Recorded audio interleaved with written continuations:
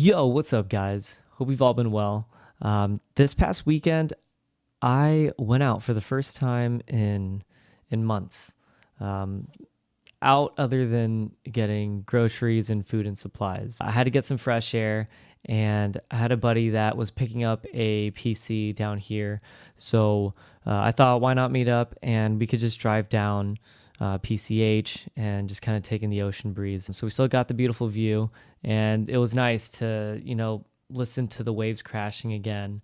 It's just something so relaxing and serene. But anyways, while we were out there, I actually had a chance to test out my A7 III for the first time. It's amazing. It's an awesome camera. Let's talk about the photo quality. It's got about 25.3, 24.2 effective megapixels. That's good enough for anything you're gonna want to do. Just south of ginormous, posters or flags or billboards. But for your everyday use, it is more than enough. It'll be perfect for weddings, magazine covers, your social media stuff. It's trust me, it'll cover all the bases. But it is the perfect hybrid camera.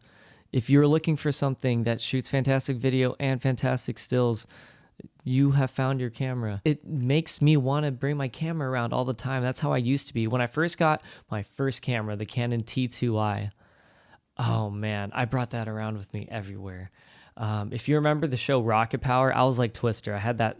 I was everywhere. I was hanging out with my friends. I was documenting everything. Let's talk about the pictures. The raw images, they're fantastic, easy to play with, and you get an amazing finished product. The JPEGs, also great. Right out of camera, it looks great. The colors, I know we nitpick at color science and the skin tones, but maybe I've gotten used to it, or it's easy for me to kind of do a quick correction on it, but I love the images I'm getting from it. I have no complaints. I'm very excited to use this as a stills camera.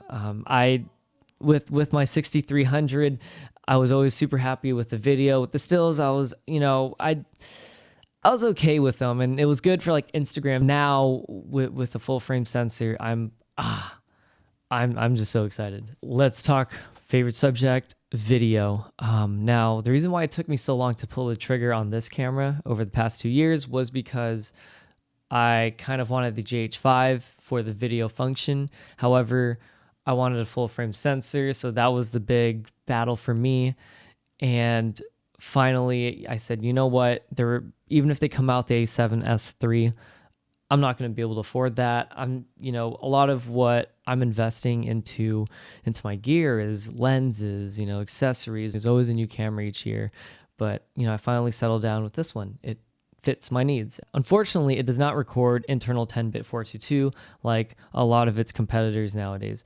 With that being said, with its price point, what you're getting for it, I can actually overlook it. Now, I know this is a make or break deal for most of you, and that's completely fine.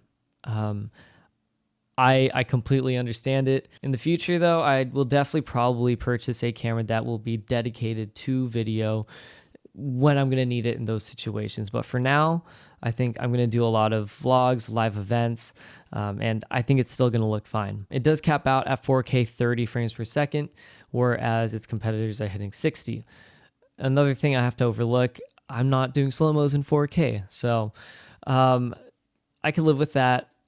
I know the 1080 slow-mos, the image, there's going to be a huge difference between the 4K footage, but if it's going to be used for YouTube, for Twitch, or people are going to be watching it on their phones, their laptops, I'm fine with it. For the use that I'm using it for, it works for me. And if it doesn't work for you, again, completely fine. So yeah, the skin tones, they're not the best, but again, I love to color correct, so at the end of the day, that's not what it's going to look like. But out of camera, even if you're using no picture profile, I think it looks great.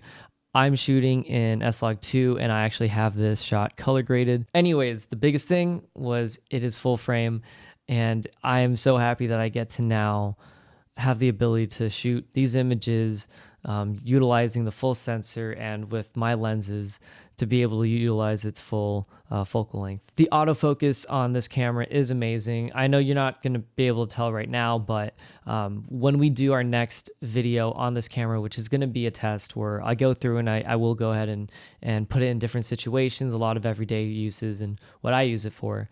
and see if, it fits my needs. But I can tell you right now, for the first day that I used it, it already has surpassed, my expectations for it, which were already high. Its low light capability is really good.